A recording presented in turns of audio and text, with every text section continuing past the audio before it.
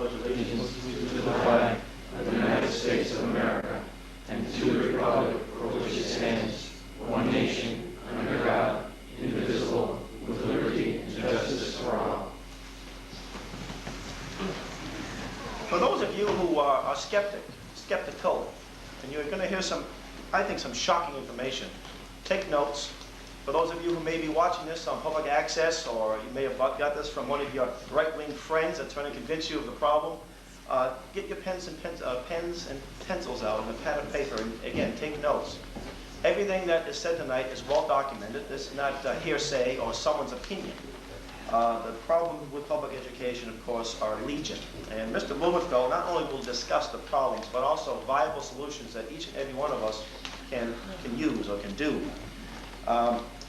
Talking about the decline of education in this country, there's a fellow who walked into a diner one day, a businessman. Sitting beside him was a young high school-aged male with his hat on backwards and frumpy-looking clothing. They call it the grunge look today. When I was a teenager, we had long hair and dirty jeans, but we didn't really call it anything but sloppy looking, I suppose. And the businessman had a newspaper, and he was reading a local a little story. And a story said, American high school students scored 19th worldwide in math. And he was lamenting about the horrors of this. He said, my heavens, we spend more money on education per student in this country than anyone else in the whole world. I think the figure was something like $6,000 to $7,000 per student, just in public school. And he says, we're 19th in math worldwide. This is horrible. And the high school kid said, yeah, but at least we're still in the top 10. So you know we have a problem here. Well, Sam is going to probably answer some of these questions. Why is there a problem? What happened to public education? What happened to the finest public school system, I think, in the world? Or today, we have, well, back in the 40s, the problems were chewing gum, talking in class. Now it's rape and murder. We've come a long way. Well, Sam Blumenfeld has been, he's not new to this, by the way. He's been around for many years in this field. He hails from New York City. He moved up to Boston, and he worked for a publishing company. In the early 70s, he started on his own as a freelance writer. He is the author of numerous books, one of them called NEA, Trojan Horse in American Education. He was employed by the John Birch Society at one point, and he has spoken on our behalf a number of times over the years, including speaking at our summer camps. He lives now in the suburb of Boston. He's become a very good friend of mine, and it is my pleasure to introduce him, Mr. Sam Blumenfeld.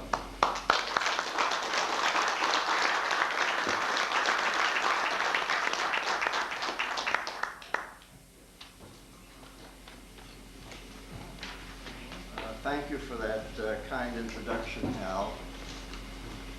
And delighted to be here in Connecticut. Of course, this is the state where the Kennedys awarded Lowell Weicker the badge of courage. Or you need courage to raise taxes, don't you? And that was his great courageous move, was to raise your taxes, to give you an income tax.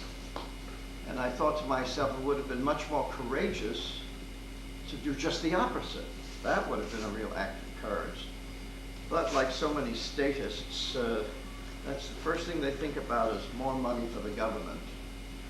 And governments don't do very well with the money they now have, but they always want more. I'm often asked how I got involved in this education business, because I'm not a professional educator, I'm really a writer. But back in 1961, when I was an editor at Grosset and Dunlap in New York City, and you know Grosset publishes the Nancy Drews and the Hardy Boys and all those wonderful books. A friend of mine by the name of Watson Washburn came to my office, and he asked me to become a member of this new organization he had created, the Reading Reform Foundation. Now, Watson was a lawyer, an attorney, and I asked him why he created this, what was the purpose of the organization. I would certainly be a member of his National Advisory Council, that was no problem. But I want to know, well, what's the purpose of the Reading Reform Foundation? He said it was to get phonics back in the schools. Well, I was sort of shocked. I was surprised. I mean, What do you mean get phonics back in the school? Since when was it taken out? How can children learn to read without it? So he explained to me how in the early 1930s the professors of education changed the way reading is taught in American schools. They threw out the alphabetic phonics system, which is the proper way to teach children to read, an alphabetic writing system. And they put in this new look, say, whole word, or sight method that teaches children to read English as if we're Chinese. And I said, that's preposterous. You can't learn to read English as if we're Chinese. I mean, our words are not little characters. You can't learn that way. But he said, well, that's what they're doing. And then he suggested that I read Dr. Flesch's book, Why Johnny Can't Read, which was published in 1955. So already in 1955, we had a reading problem in America. And I was unaware of it because it was one of those things that I hadn't been in a school since the 1940s, and so it was something I wasn't particularly interested in. But I became rather concerned, and so I joined the organization and read the book, and was quite surprised to see that this was happening in America. And I had no idea why it was taking place. And so I just attended meetings and was very much in favor of getting phonics back into the schools. And then by 1970, I decided I wanted to become a full-time writer. I left the publishing business, and I went to my friend Neil McCaffrey, who was then the owner of Arlington House in New Rochelle, New York. And also he was the founder of the Conservative Book Club. And I gave him some book ideas, none of which particularly interested him, but he said, Sam, you know, there's a tremendous amount of interest these days in starting private schools, a lot of dissatisfaction with the public schools, and could you write a book on how to start your own private school? Well, I hadn't had much experience with private education, and so I said, well, let me do a little research. And I did, and I decided, yeah, I could put together a book of that kind. I will visit many private schools, which I did. I traveled all over the country. I drove my car from New York down to Mississippi and back, visiting all sorts of private schools, military academies, etc. But I also wanted to do something else. I wanted to find out what was it in the public schools that was causing so much dissatisfaction among the parents. And so I decided I would get into the public schools. Now, as you know, you have to be certified in order to be a teacher, and you have to take all sorts of courses, and I didn't have the time for that. So the fastest way to get into the public schools is to become a substitute. The qualifications are pretty easy. All you have to do is be warned. And if you qualify, they'll give you a job. And so I was on call for practically every day. And I was taught in the high schools and junior high schools of Quincy, Massachusetts, which was close to where I lived. And I was just appalled when I went to North Quincy High School. For the first time, I hadn't been in a high school in 25 years. And I had gone in New York to Stuyvesant High School, where, you know, you wore a jacket and a tie and a shirt and a regular pair of trousers, and there was no graffiti, and you were well behaved. There was a kind of academic atmosphere in the place. There was no nonsense. But here at North Quincy High, the kids were walking around in Mickey Mouse t-shirts, and the place was sort of slovenly academically, and I said, what has happened in 25 years to American education? And then when I had the kids read aloud to me, they were fumbling and mumbling and reading like a bunch of foreigners, as if they had just gotten off the boat. Because my parents were immigrants to this country, and they came over on the boat. You know, in those days you came over on a boat. Today you come over on a 747. But in any case, I thought to myself, these kids are born in this country. You know, they're getting all this money is being spent on their education. They can barely read. What is this? Well, what it meant to me, what it said to me, was that Rudolf Flesch's book hadn't changed the educators one bit. In other words, he had informed parents why the children weren't learning to read, but somehow the teachers, the educators, decided to keep on doing what they had been doing. As a matter of fact, at that point, those men who had created, those educators who had created the Dick and Jane reading programs, which are the way you teach children to read English as if it were Chinese, the whole word looks say sight word method. Those professors decided to create the International Reading Association in 1955 as a reaction against Rudolf Flesch. In other words, they circled the wagons and created the International Reading Association, which has become the largest, most powerful organization for professional teachers who teach reading. And in that organization, they have been pushing the whole word method. They hate intensive phonics. If you are a professor who believes in intensive phonics, they won't invite you to their conventions. They won't publish your articles. You really have to hit them over the head before you get anywhere with them. But that was the reaction of the teachers. And so I thought to myself, if by 1970 they hadn't solved the reading problem, and 1955, 1970, that gave them plenty of time, I thought, well, maybe I ought to write a book to bring the situation up to date. So I wrote this book, The New Illiterates. And what I did for this book was, first I wanted to find out who in his right mind had this ridiculous idea of teaching children to read English as if it were Chinese. It seemed to me to be so preposterous. I couldn't imagine any sane educator coming up with that idea. Well, I did research and I found out that it wasn't done by any modern educator, that the originator of the look-say whole word sight method was none other than the Reverend Thomas H. Gallaudet, who created the Hartford Asylum for the Deaf and Dumb back in the 1820s. And in that school for the deaf and dumb, and I don't mean dumb in the sense that they weren't smart, dumb as mute. In those days they called mutes, they were dumb. But in any case, in those days, when you wanted to teach a deaf child to read, you juxtaposed a picture with a word like cat and a picture of a cat, and the child learned the whole word because the child could not hear the sounds, and so they used the whole word method. Well, and the deaf were able to acquire a certain, you might say, a preliminary or elementary mastery of reading some elementary words.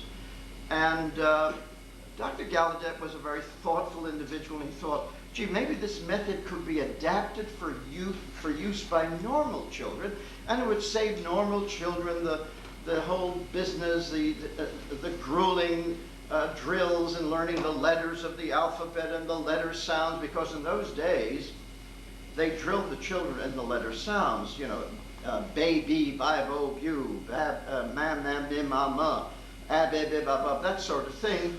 And so he thought that this method could work for normal children. And he wrote a little primer called The Mother's Primer. And that was published in 1837, and it was adopted by the Boston primary schools, this new experimental method of teaching reading. And the first line of that primer is, Frank had a dog, and its name was Spot. Very reminiscent of See Spot Run, is it not? In any case, the program was used in the schools of Boston until 1844, when the Boston schoolmasters became so alarmed at the growing illiteracy of the students that they wrote a stinging critique of it, which I decided to reprint in this book, because I wanted people to understand how far back this problem goes, and how the educators already knew in 1844 that it didn't work.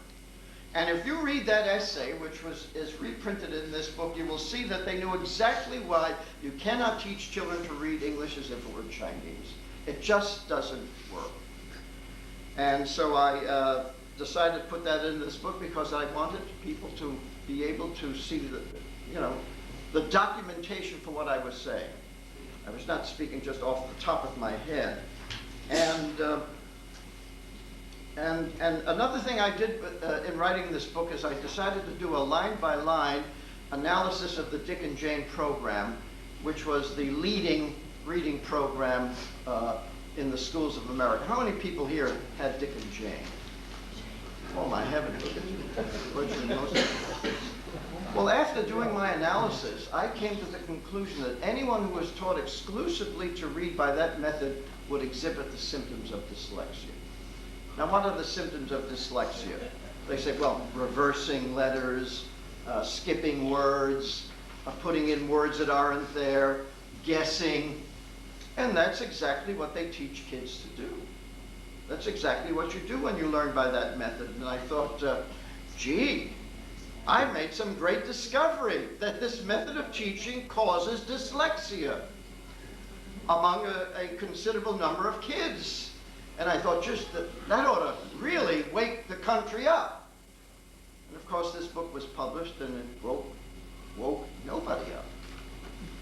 So all of this information has been sitting here, and the only people who know about it are a few right-wing extremists like me, and some of you see. But in any case, the information is there. This book came out. And of course, the whole language people have developed this method of teaching even further.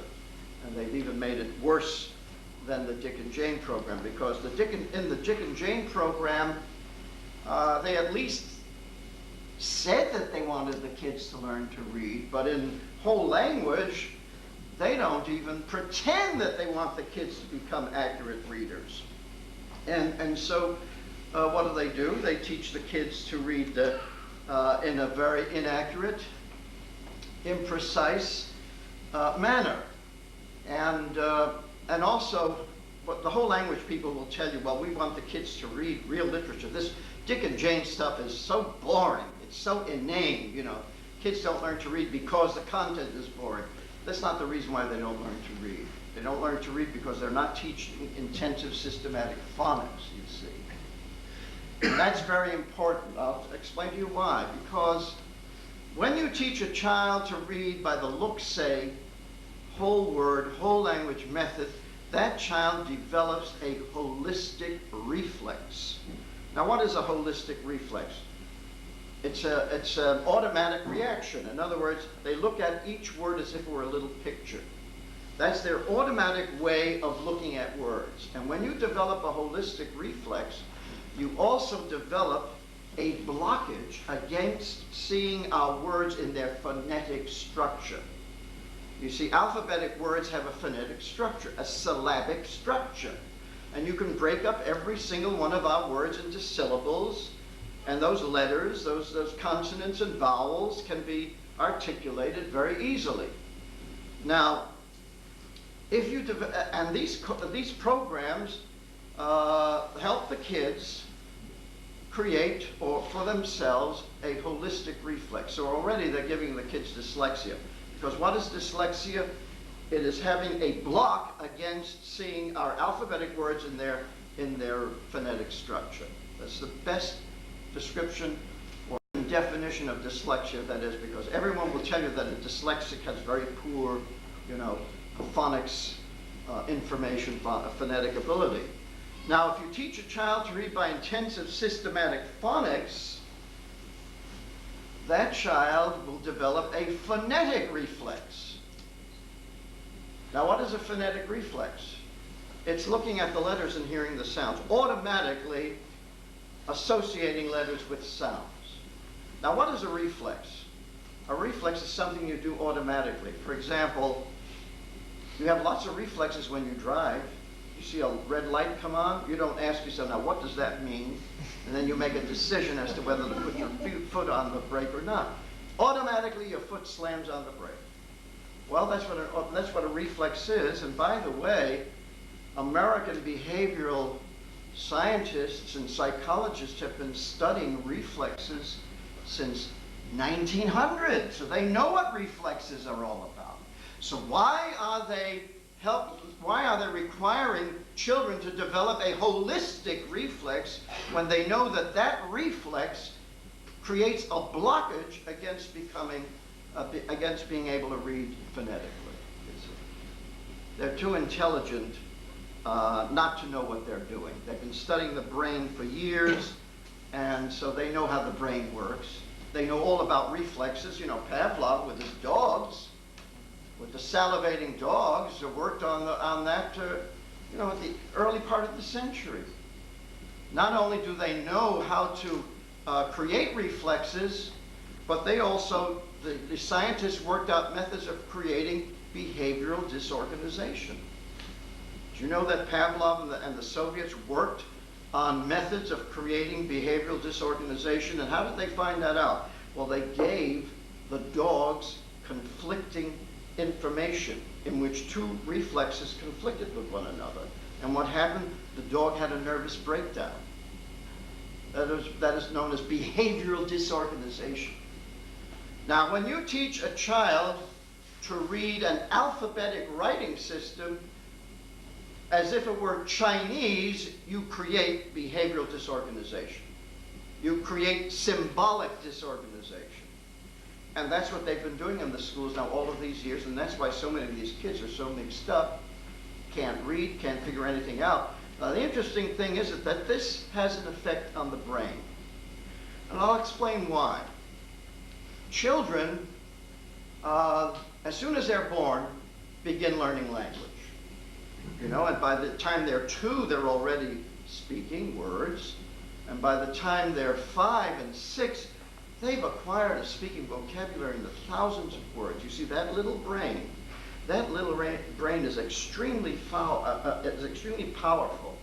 It is mastering a complex, abstract system of sound symbols incredibly well.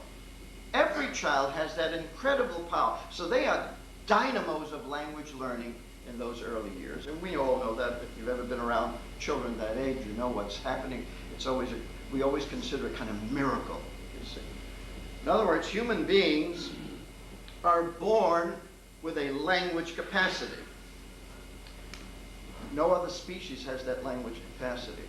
Now, the behaviorists believe that human language is an evolutionary development from, bow wow, meow, chirp chirp. They say, well, it's nothing really that great. It's just a further evolutionary development. But the world's leading linguist, Noam Chomsky, says no. It's not evolutionary at all. This is something that must have happened completely on its own. He says because human language is far too complex. And there's no medium ground. There's no transition, where some animals have a kind of speak pidgin English. You don't even have that, do you? In fact, the behaviorists have experimented with monkeys. They've tried to see if monkeys can learn to speak because they think that monkeys have been culturally deprived. That's the reason why they speak. And so they've had monkeys live among human beings to see how well they would pick up speech. But lo and behold, monkeys just can't learn to speak. Why? Because they're monkeys. Monkeys are genetically programmed differently. We are born with a language faculty, and not only do we have a language faculty, but we also have a logical faculty. How do we know that? Because when children learn to speak, they speak grammatically, don't they? They speak grammatically. Now, what gives them the power to be able to speak grammatically? Logic. The logic of the brain which God put into every human being. He gave us the language faculty. He gave it to Adam as a gift. And why did he give Adam the power of speech? Because he wanted Adam to be able to talk with him, to converse with him. You see. He wanted to communicate with Adam. So the first purpose of speech was so that Adam would know God, you see, because he made Adam in his image. And what is the thing that distinguishes Adam is his power of speech. And what does the Bible say in St. John? In the beginning was the Word, and the Word was with God, and the Word was God. The Word was God. Interesting. How did God create the universe? He said, let there be light. He didn't hire a contractor. He didn't go through the yellow pages looking for electricians. Let there be light. That's all it took. Let there be light. And so he gave Adam the power of speech. Then he also turned Adam into a scientific observer of nature. What did he do? He brought all the animals to Adam and he said, name them, didn't he? Name the animals. So immediately Adam had to become a scientist and a lexicographer. Development of speech. And then he gave Adam Eve. And so what was the third purpose of language? To communicate with his mate, with Eve. And of course, as you know, many married couples complain of the lack of communication. But the language is there, you see. And of course, the fourth purpose of language, I like to say, is the social purpose. To be able to, well, the third is the social purpose, to know others, to know Eve and to know others. We're the only species we can know what's in what we're thinking, what we're feeling. We express it, especially on daytime TV. We express our feelings, what's inside us. And because no other, what does one cat say to another cat? How do dogs get to know one another? They just sniff. And that's not very, you really can't get to know somebody by just sniffing. But human language gives us the ability to know other people profoundly. As a matter of fact, one of the great wonders and beauties of reading is that you can read the thoughts of somebody who's been dead 1,000 years. Isn't that marvelous? And you could read that because you can read phonetically when the alphabet was invented. And the fourth purpose of language, of course, is to know yourself, because language is also the vehicle of thought. We think in terms of language. When you're thinking, you're thinking in terms of language. When you're daydreaming, you may see images. But when you're thinking, you're using language. And that's the reason why we don't often remember our first 2 years or so. Because we didn't have language there. We couldn't put what we were experiencing in terms of words.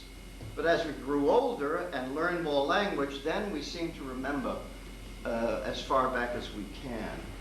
So that was the purpose of language. Now, and there's that logic. Now, when you put a child in an American school today, in the public schools, they take that language dynamo, that language learning dynamo, that logical brain, and they confront that child with total irrationality and illogic. Now, how do children react when they're forced to stay in a room where the teacher is doing illogical, irrational things? First of all, the configuration of the classroom. What is that like? When I was going to school, we sat in rows. Desks were in rows, bolted to the floor. You didn't move the chairs around every day. Your focus was on the teacher in the front of the room. You didn't speak to your fellow students. If you did, you were reprimanded, maybe sent down to the principal's office. And so there was focus. She taught everybody in the same way, rote drill. We all learned to read. We all learned arithmetic. We all learned to write, penmanship, as you recall. What is the room like today? The kids are seated around little tables. The teacher is a facilitator. She wanders around the room. There's no focus, you see. No focus. On this side, the child may be bothering the little learner. There are all sorts of distractions. Every possible space on the wall is covered with something.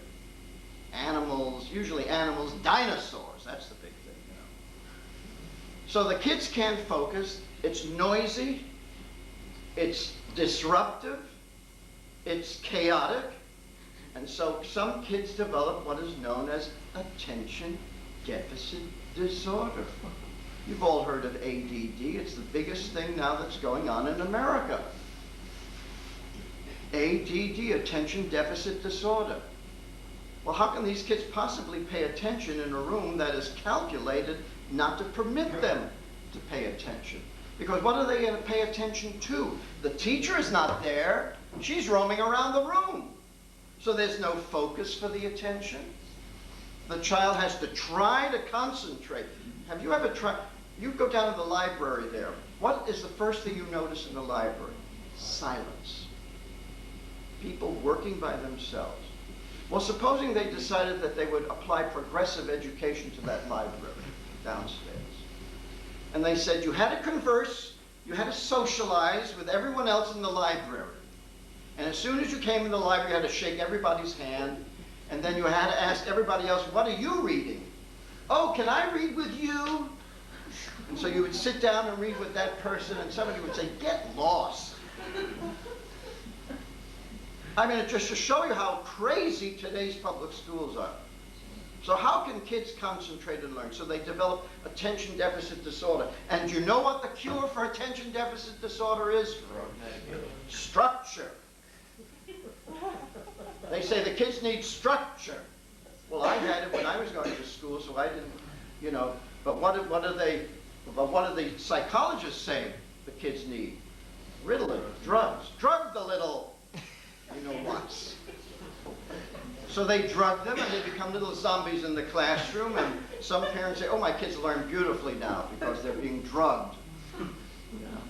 It just shows you how far we've come. They can't quite figure out why kids are having this problem. If you had to sit in a chaotic atmosphere every day, were forced to, how would you react? Supposing, I'll give you an example of instant attention deficit disorder. Supposing we locked the doors of this room, and there were hidden loudspeakers, and suddenly they turned on the worst heavy metal music you can imagine. You had to sit there for 6 hours and listen to it. It would either drive you crazy. Some of you would decide, where are these loudspeakers? You try to destroy the loudspeakers. If you couldn't destroy the loudspeakers, you'd be knocking at the door, get us out of here. Others would plug their ears up. That's attention deficit disorder, you see. Now then the guys in the white suits would come in and they'd drug you all. And then you'd all slump over. The music would be played and they'd say, you see, we've solved the problem. They're listening to the music. And you'd be in a state of catatonic coma. And they think that's wonderful, you see. So that's what's happening in today's schools. And then they teach them whole language. They don't teach the kids to read by phonics. They teach them whole language. And let me give you a definition of whole language. Perhaps you've never heard what whole language is really about. Let me first give you a definition of reading in the classic sense. What is,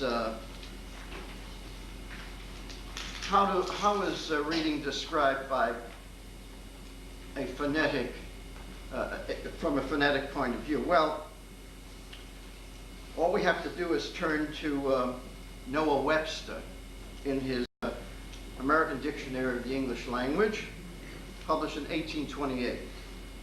I have a copy of the 1858 edition, and this is how he defines reading. He says, read, to utter or pronounce written or printed words, letters, or characters in the proper order, to repeat the names or utter the sounds customarily annexed to words, letters, or characters. Pretty simple, isn't it? Easy to understand. In other words, when you read a letter and somebody asks you what's in it, they'll say, what does he say? What does it say? In other words, and then you read it out. In other words, the words stand for spoken language. And if you're a phonetic reader, you read it with great ease. To utter or pronounce written or printed words, letters, or characters in the proper order. Now, here's the whole language definition of reading. Quote, and this is from a book entitled Whole Language, What's the Difference?, published in 1991, written by 3 whole language professors of education. They say, quote, from a whole language perspective, reading is a process of generating hypotheses in a meaning-making transaction in a socio-historical context. I'm sure you all got that. They go on.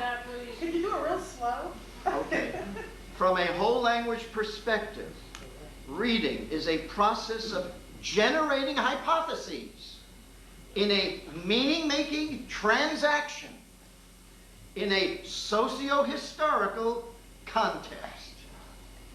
It gets better. They go on. As a transactional process, reading is not a matter of getting the meaning from text as if that meaning were in the text waiting to be decoded by the reader. Rather, reading is a matter of readers using the cues print provide and the knowledge they bring with them to construct a unique interpretation. Moreover, that interpretation is situated. Readers' creations, not retrievals of meaning with the text, vary, depending on their purposes for reading and the expectations of others in the reading event. This view of reading implies that there is no single correct meaning for a given text, only plausible meanings. That's the philosophy behind whole language. They're telling the kids, hey kids, you make up what the writer is writing. Don't worry about what the writer actually says. You interpret it. You create the meaning. The author doesn't create the meaning. You create the meaning. The reader creates the meaning. Now that's a totally subjective view of reading. The quote before from Noah Webster was an objective view. You read what the author says in the proper order. You're supposed to get the meaning from what the author says. In this case, they're saying, you just make up whatever you think it means. There is no, there are plausible meanings. Now, when you tell that to children, well, there's no limit, is there? Where are the limits when you say that that interpretation is situated? Readers' creations, not retrievals of meaning with the text, vary. So everybody's going to have a different interpretation in the class. Well, this is what I think. Well, this is my feeling about it, you see.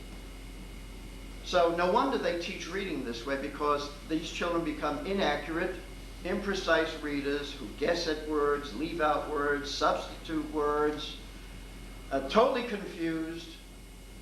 And of course, the kids fail, as they have in California. Now, back in 1987, the schools in California decided to adopt whole language. At that time in 1987, the schools of California were, the literacy situation in California was already pretty much of a crisis. In fact, I have a clipping here from the Quincy Patriot Ledger of November 18th, 1987. 3.1 million in California functionally illiterate. Almost 1 in 6 adults in California is functionally illiterate, and most of those who can't read are native English speakers who went to school in the United States, according to a new study by the State Department of Education. So I'm not making it up. Nobody else is making it up. This comes out of the State Department of Education. This was 1987, when they decided to put whole language in the schools. And so I wrote in my newsletter of the time, I said, if they think they have a reading problem now, wait till they have whole language. And of course, they put it in the schools. And so, very recently, the Department of Education in California finally admitted that whole language has been a disaster, an absolute disaster. And you know what the director of the commissioner of the state said? She said, "We goofed. Some goof. We goofed. Little goof." From 87 to 95, that's what, 8 years, 8 primary classes of kids, 8 million kids. I don't know how many they have in the primary grade in California. What is it, 500,000, 1 million? What do you do with those kids now? You look at them and say, we goofed. We goofed. We turned you into cripples, but that's okay. We admit it. We goofed. And now, of course, they're thinking of, now what do we do? So the educators are, somebody is mumbling about getting phonics back in the schools, and the educators are saying, not so fast! Not so fast! Let's not become reactionaries, you know. So they're going to come up with some kind of concoction which will make sure that the kids don't learn to read. Why? Because that's what they want. See, these are not goofs. These are not mistakes. These are not errors. All of what they've got today, all of the illiteracy we have today in the United States is deliberate. It's what the educators have wanted, and it is what we have got. And I know this to be a fact because they know how to teach reading properly. I mean, because they fight us tooth and nail. I mean, we, for example, the Reading Reform Foundation, which was started in 1961 to get phonics back in the schools, you can see how successful we've been. When whole language is now being imposed, or has been imposed on practically every primary school in the country. And we're producing such illiterates that it's, you know, it's embarrassing. As a matter of fact, in 1993, your Federal Department of Education released the results of its survey of adult literacy, a survey that cost $14 million. And you know what that survey revealed?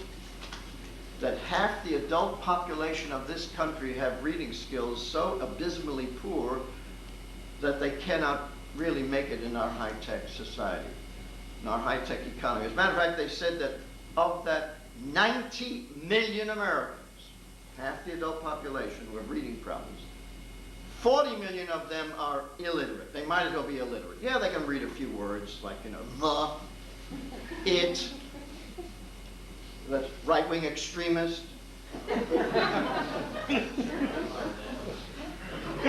You know, anything that's politically correct over, you know, 2 words.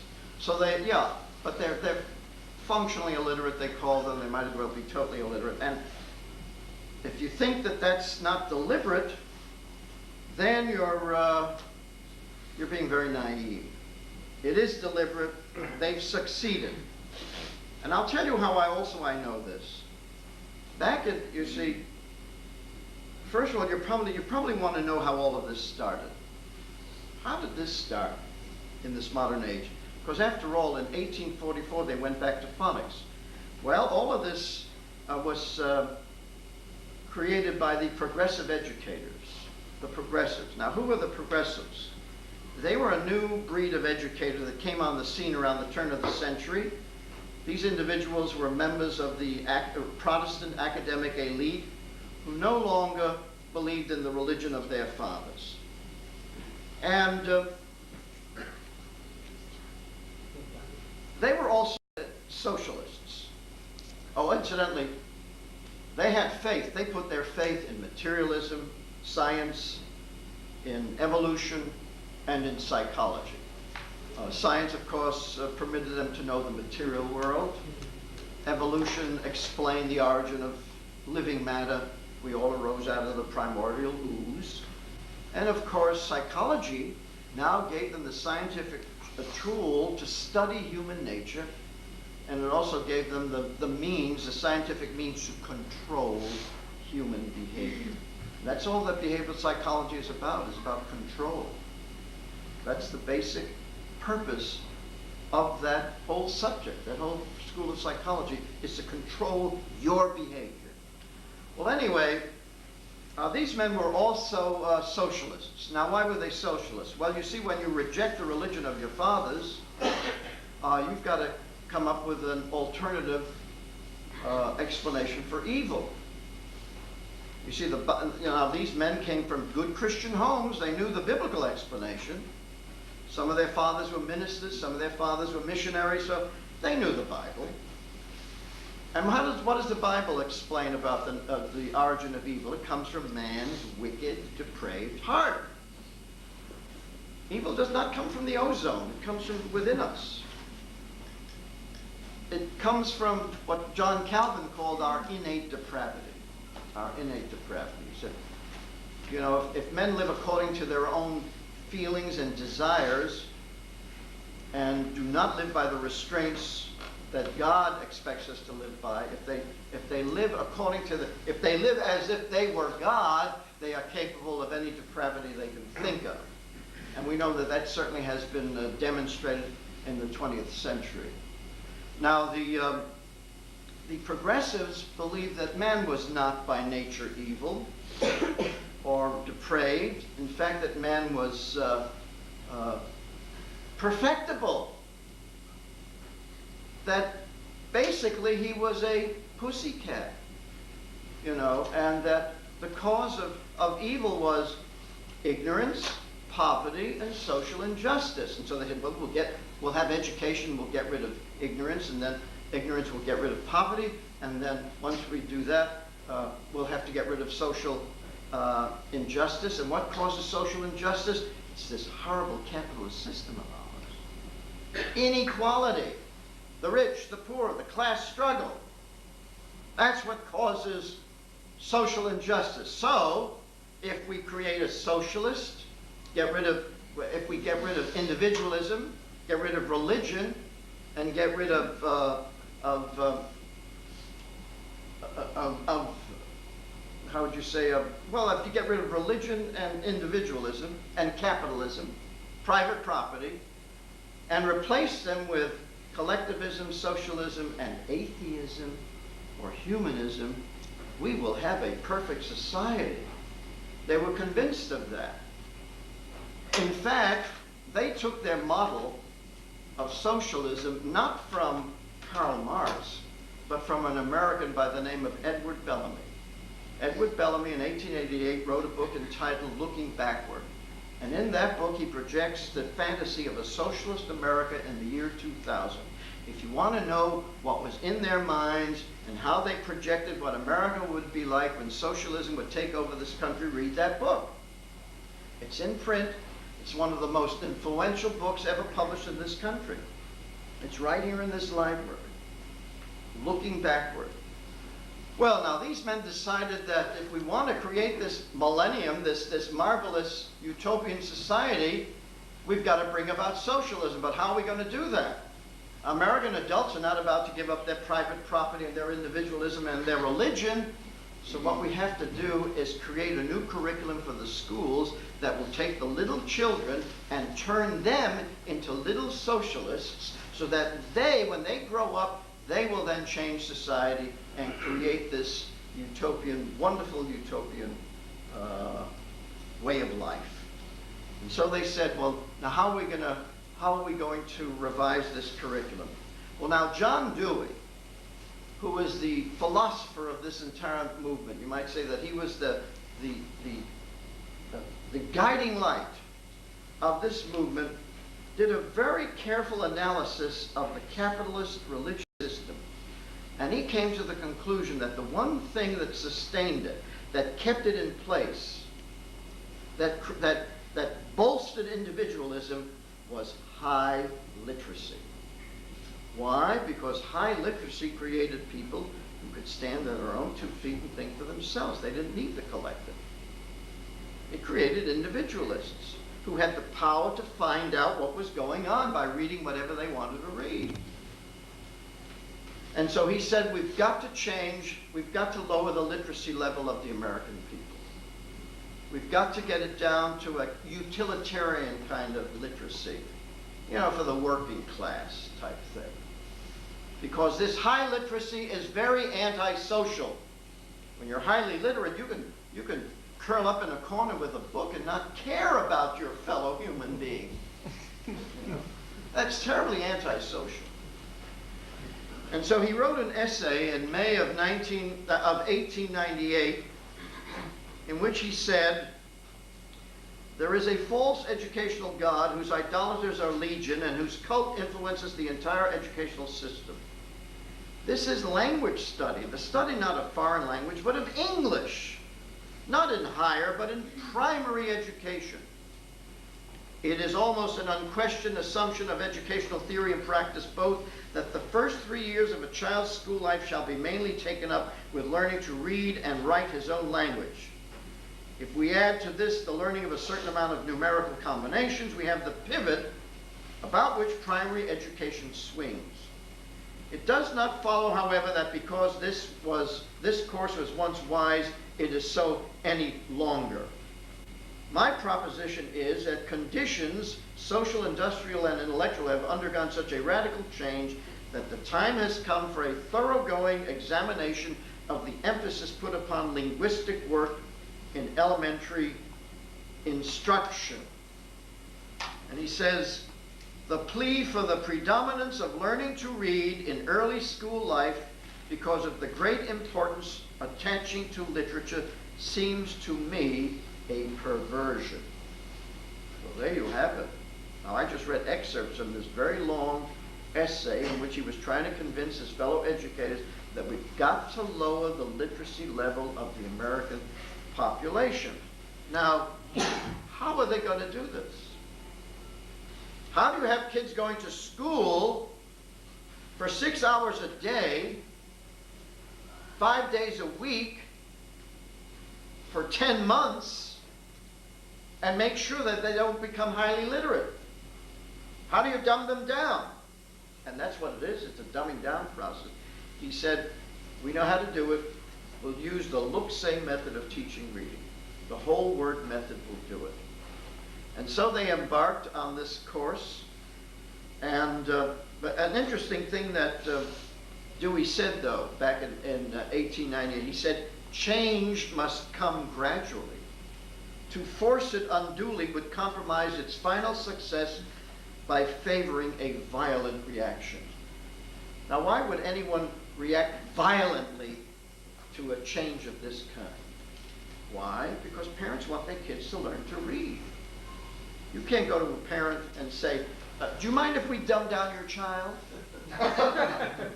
Do you mind if we teach your child to read English as if we're Chinese? Do you have any objections? They said, no, don't tell the parents anything. We'll do it quietly, gradually. They won't even know it's happening. And by the time we've done our work, by the time they wake up, it'll be too late. It'll be too late, you see. These people are very clever. John Dewey was a very intelligent man. They knew the right strategy to apply to the United States of America. And so they embarked on that, and they began using this look-say method. William Scott Gray at the University of Chicago worked on creating the Dick and Jane books. Arthur Gates at Teachers College, Columbia University worked on the Macmillan Readers. He created his look-say books. And these books came out, the first ones came out in 1930. That is, the ones ready for the schools, for the public schools in a massive way. Prior to that, there were other programs being used in private schools.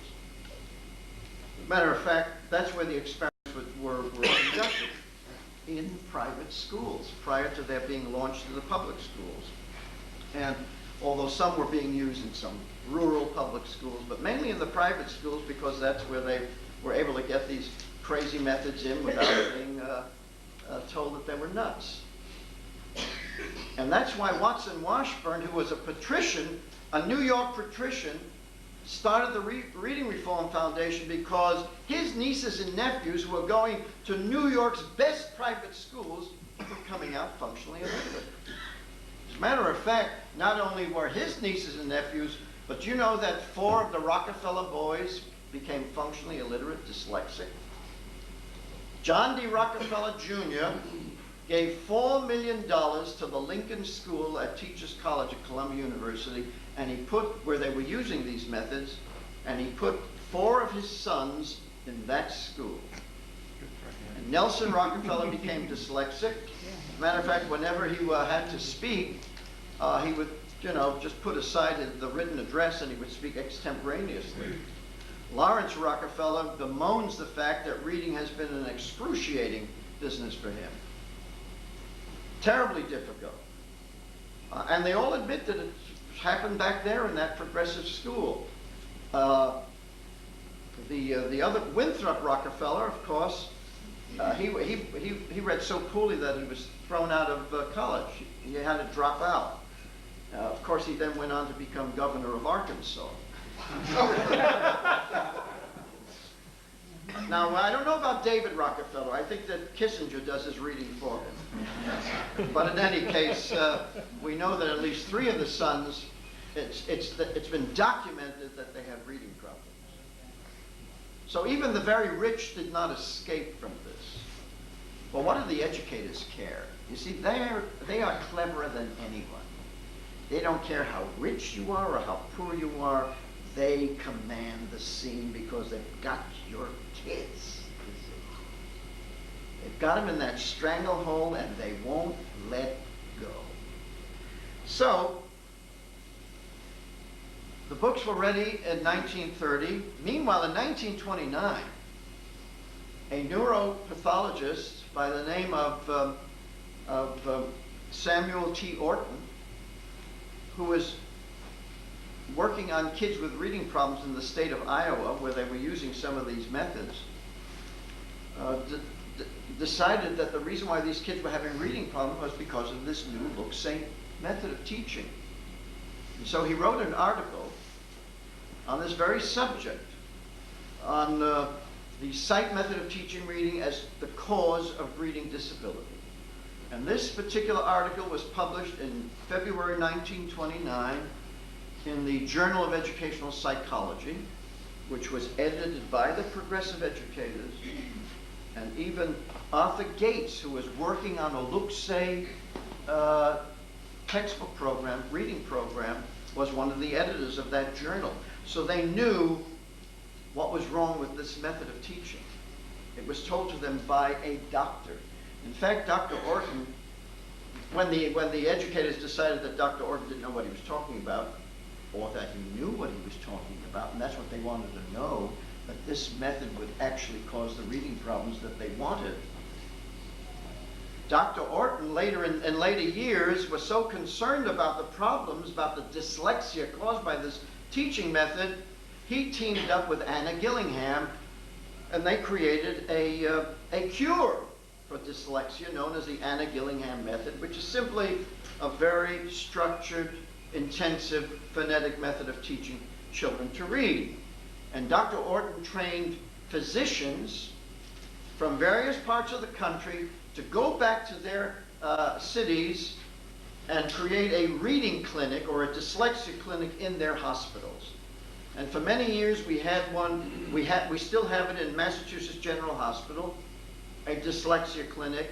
First it was run by Dr. Cole, who recently died at the age of 90, and it's now being run by others, but it became a problem, a medical problem. A medical problem. And of course, when parents complained that their children were having problems learning to read, nobody said there's anything wrong with what's going on in the classroom. They said, well, there's something wrong with your child. Your child has dyslexia, and dyslexia is genetic, just as attention deficit disorder is now genetic. You see. So that's how they've gotten away with it all of these years. Parents just think there's something wrong with their kids. And so they spend thousands of dollars on remediation. And we even have a school in Lincoln, Massachusetts called the Carroll School, where you pay big money to have perfectly normal children learn to read. Of course, these kids are so mixed up by them that they exhibit all kinds of emotional problems because of their reading disability, because the frustration caused by these reading problems are so intense that it creates all kinds of behavioral disorganization. And the scientists have been working on this business of behavioral disorganization, so they know exactly the cause of these children's problems. And yet, to this very day, in virtually every primary school in America, you have these methods that are causing behavioral disorganization at work in the schools, and that's why it's not going to be easy to get them out. Not going to be easy. But there's a new wrinkle to all of this, believe it or not. 40 linguists, Massachusetts linguists. You see, what's happened in Massachusetts, we had a school reform bill, you know, outcome-based education. They don't tell you that. They just have a school reform bill, and of course they're going to mandate whole language as the standard for teaching reading. Even though many schools are already using whole language, this is going to become officially state mandated. Everybody is to be dumbed down. Now, these 40 linguists read this particular document that came out of the Department of Education, and they threw up their arms and said, this can't be, this is terrible. See, these linguists know that you can't teach children to read English as if it were Chinese. These linguists have their heads screwed on right. They're from MIT and others, and so they've written this letter to the Commissioner of Education in Massachusetts, and they are very adamant about getting things changed. My November newsletter will cover that subject. And they said, quote, "We are researchers in linguistics and psycholinguistics," this was written in July, "and Massachusetts residents. We are writing to raise certain questions about the inclusion of contentious and, in our view, scientifically unfounded views of language in the sections on reading instruction of the draft curriculum, content chapter on language arts, constructing and conveying meaning, recently circulated by the Massachusetts Department of Education. These views are presented as a principal support for the reading curriculum advocated as an instructional standard in this document." And they go on and talk about, it says, "The proposed content chapter replaces the common sense view of reading as the decoding of notated speech." That's what, Noah Webster, the decoding of notated speech, with a surprising view of reading as directly constructing meaning, transactions and socio-historical and all that nonsense. According to the document, constructing meaning is a process that can be achieved using many strategies, guessing, contextual cues, etc. In this view, the decoding of written words plays a relatively minor role in reading compared to strategies such as contextual guessing. This treats the alphabetic nature of our writing system as little more than an accident, when in fact it is the most important property of written English, a linguistic achievement of historic importance. So these people mean business. Now it's interesting, they said the decoding of written words plays a relatively minor role in reading compared to strategies. Yes. Because if you go to your whole language teacher in your local public school and you ask it, "Do you teach phonics?" they'll say, "Oh yes, we do teach phonics. We do teach phonics." They all say they teach phonics. Well, what kind of phonics do they teach? Oh, first of all, it's the last resource. They say, if nothing else works, look at the letter and maybe you'll figure it out on the basis of the letter. So the beginning word, the beginning letter of the word, or the last letter of the word, that sort of thing. So they do teach some letter sounds, but they teach it in the context of these holistic strategies. So what happens to that phonetic knowledge? It does not create a phonetic reflex. It's just information. And that information gets parked up here. It may or may not ever be used, because the teachers encourage guessing and they encourage word substitutions. In other words, if the child sees the word horse and says pony, they say, well, that's okay. That's good enough. Because after all, the child is seeing the picture, seeing a little galloping something or other. But of course, as you know, there's a big difference between a horse and a pony. Not only physically, but phonetically, horse and pony. But they're saying they encourage word substitution. So whatever phonetic knowledge the child is given in a whole language class, it becomes useless. They're not going to stop and start thinking, now what's the sound of this? So it's useless knowledge, but they'll say, oh yes, we do teach phonics. So you've got to be careful and not be fooled by these dissemblers of truth. Well, anyway, this is new. For the first time since the beginning of this whole squabble, this whole battle between phonics and whole language and look say that a prestigious group of academics has come out and denounced the other side. This case was rather easy because whole language is so absolutely ridiculous, you see. So this is a new wrinkle in this battle, and we shall see what happens in the years ahead, or in the months ahead. I'm going to follow up on this and see what's happened. Now, to give you an idea that this comes from the top, but these are policies set by the top educators of America, the dumbing down process. Let me read to you a quote by Professor Anthony Ottinger of Harvard University. Things in the School of Communications and Social Policy, that sort of thing. And this is from a speech that he gave to a group of executives of Northern Telecom Corporation back in 1981.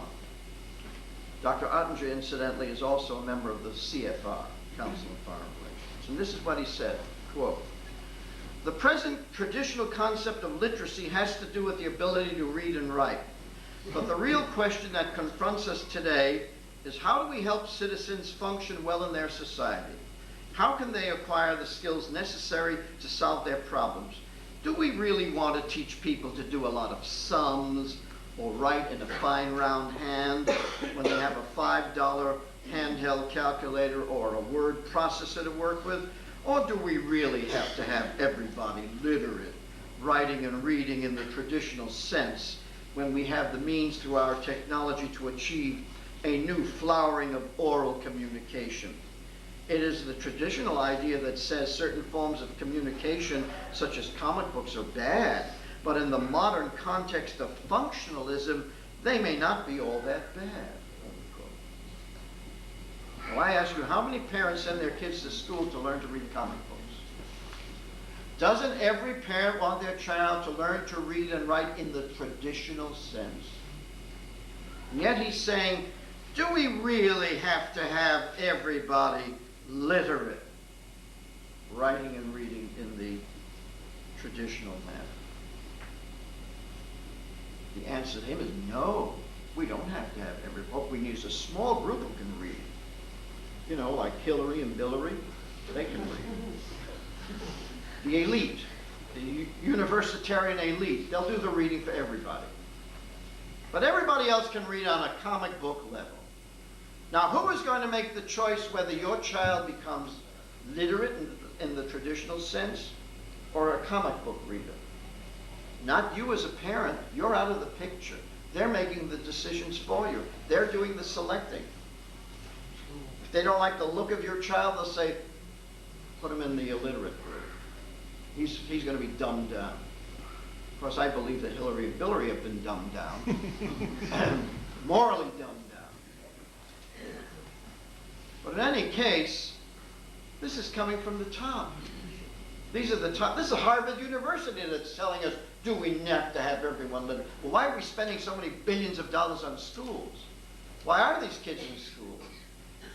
And yet it gets worse. They want the kids to stay in school longer. You know, they're talking about a longer school day, a longer school year, more money. Outcome-based education now starts with a prenatal component. Incidentally, whole language is an integral part of outcome-based education.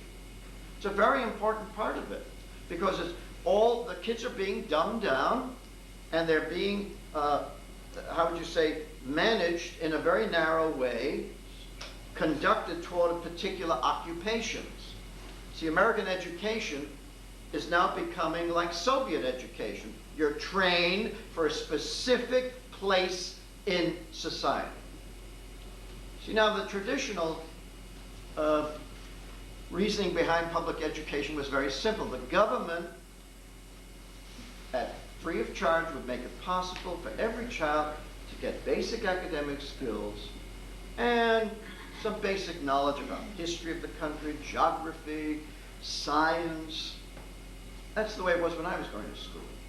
They didn't want to know what your feelings were, your beliefs, your values, anything like that. They would just wanted to give you basic education. And you went out into the world on your own. You chose your career. You decided what you wanted to do. But now, what they're saying is, we don't think kids should have their heads all filled with knowledge. We want the kids to know what we want them to know. Now, in the schools that I went to, yeah, they gave you a course in history, but it was up to you whether you wanted to learn it or not, wasn't it? If you wanted to study hard, you'd get an A. If you preferred to play baseball or whatever, or go out at night, you got a C or a D, but it was up to you. You made the choice. But in outcome-based education, you don't make any choice because they're going to use mastery learning to make sure that you learn exactly what they want you to learn, and they will do it until you repeat it, or else you will not get your certificate. You see. So they've got to narrow things down. And the choice is not yours. The choice is not your child's.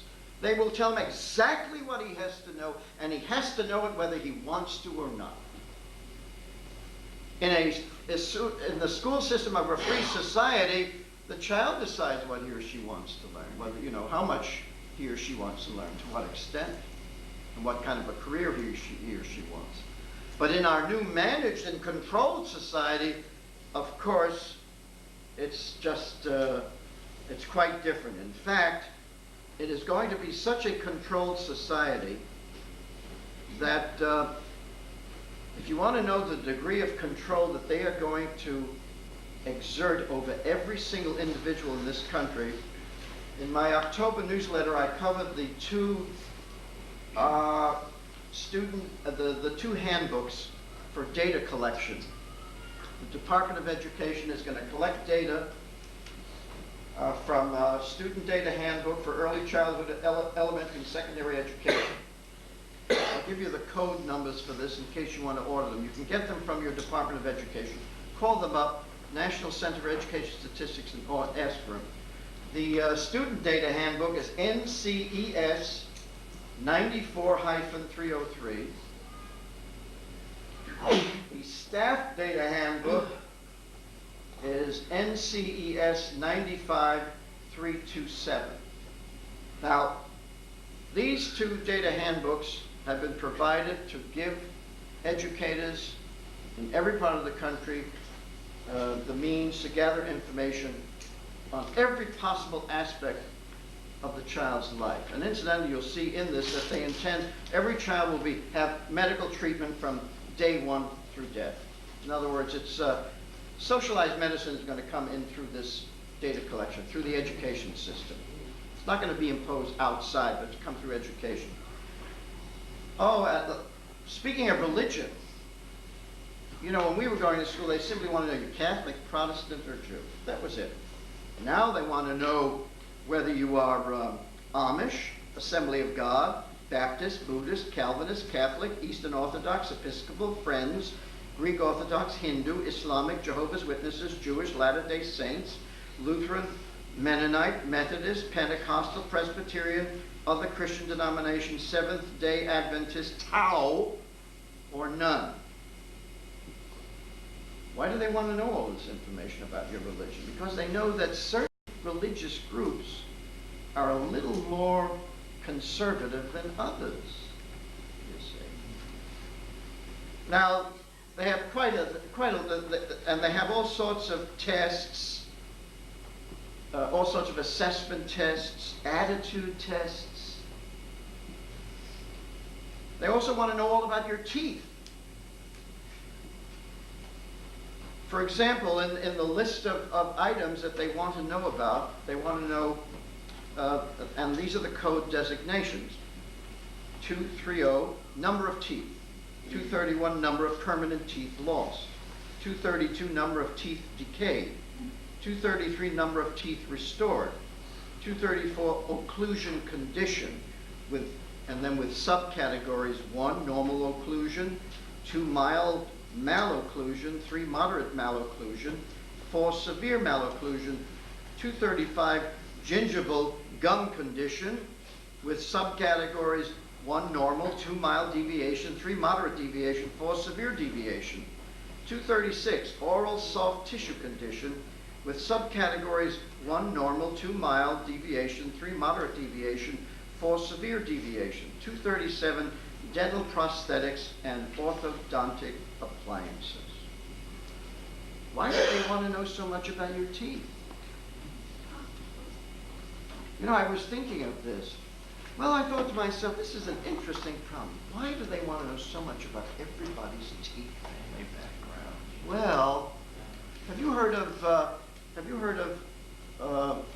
what is it called now? It's called zero population growth. Have you heard of negative population growth? People at negative population growth say that the population of the United States has to be cut in half.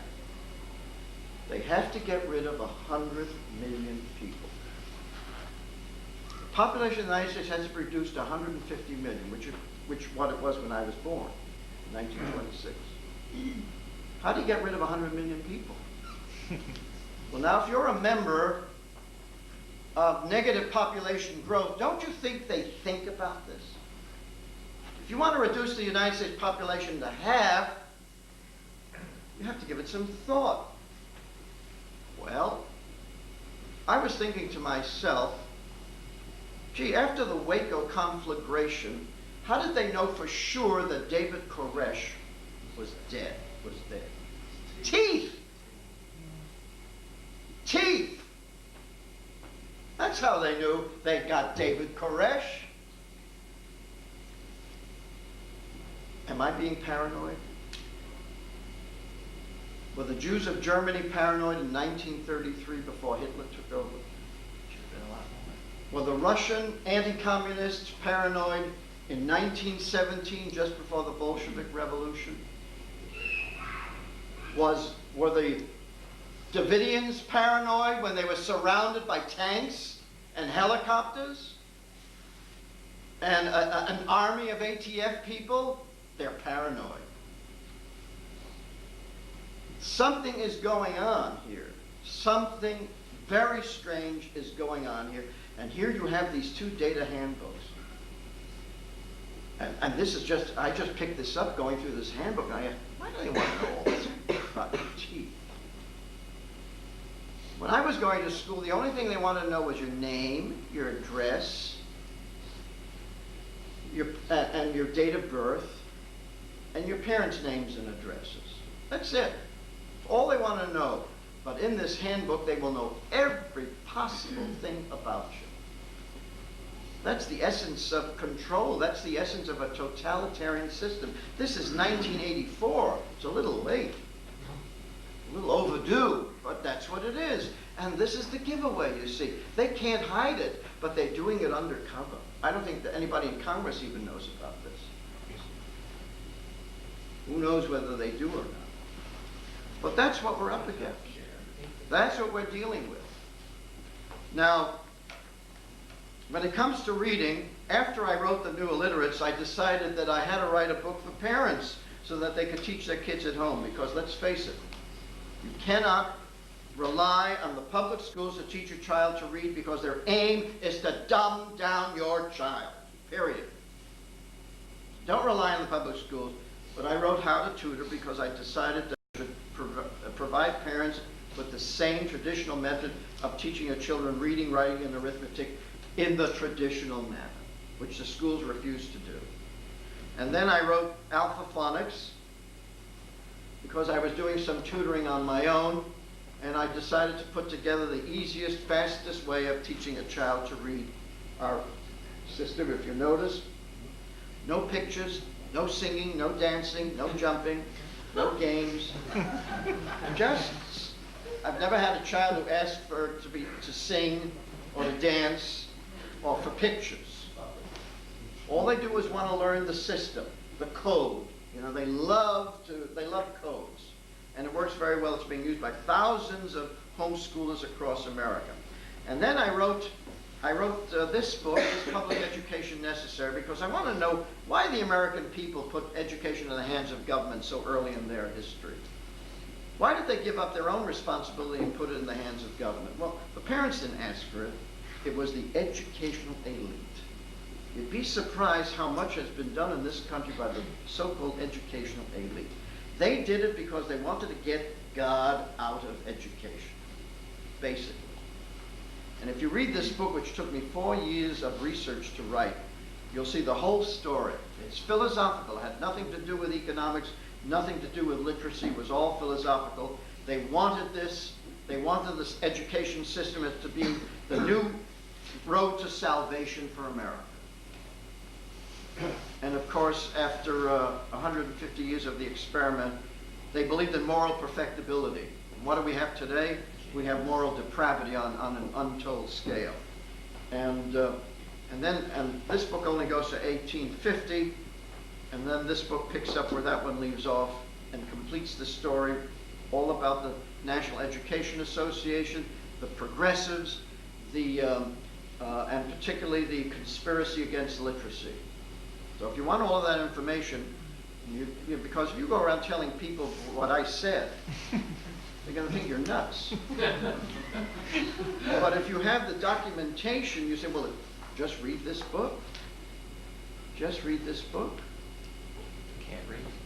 Well, they can't read. Read it to them. Well, I also have some audio tapes. They can hear, they can listen. 2 very good tapes, and that should do it. Well, I think I've given you a sufficient. Shall I take any questions? Well, afterward, I've been told that I'll take questions afterward, but I think you've got enough information so that you see where we're headed. And it's up to you to stop this train that's headed toward the New World Order, this New World totalitarian system. And you could see it in what they are doing behind the scenes. They can't hide it. They've got to prepare it. They've been working years on it, and all they're waiting for is the signal to implement it. That's all they're waiting for. And that's why Clinton has to fight so hard against the conservative Republicans to maintain this situation in place, because he was put there by the powers that be. Remember, he's a Rhodes Scholar. He never finished. Well, he didn't finish, but he didn't have to finish. He was chosen for his position. And if you read what I've written on the Rhodes legacy, you will see that that's part of the big picture of Cecil Rhodes and the Rhodes Scholarships as one of the means of reaching this world government, which, of course, from their point of view is very good, because it's going to prevent war. It's going to bring us peace. You know what kind of a peace it's going to bring us? The peace of the grave. Because they're going to have to get rid of 100 million Americans. 100 million Americans. They say that 90% of the population of the world has to be eliminated. So I wouldn't particularly trust these people in deciding who is to live and who is to die. Thank you very much for your attention.